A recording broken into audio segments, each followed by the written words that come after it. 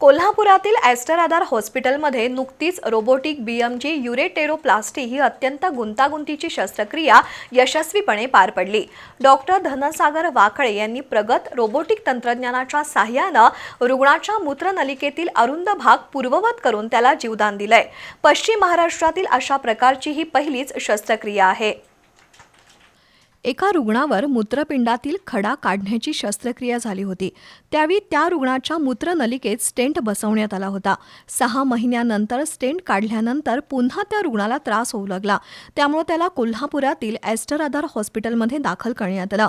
या आजारावर कायमस्वरूपी उपाय म्हणून रोबोटिक शस्त्रक्रिया करणं गरजेचं होतं। ॲस्टर आधार हॉस्पिटलमधील मूत्ररोग तज्ज्ञ डॉक्टर धनसागर वाकळे यांनी पश्चिम महाराष्ट्रातील पहिलीच रोबोटिक बीएमजी युरेटेरोप्लास्टी शस्त्रक्रिया यशस्वी केली।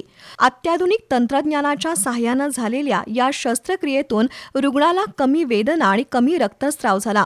वारंवार होणारी किडनी स्टोन आणि जटिल मूत्ररोगांवरील उपचारासाठी अशा प्रकारची रोबोटिक शस्त्रक्रिया प्रभावी ठरणार आहे।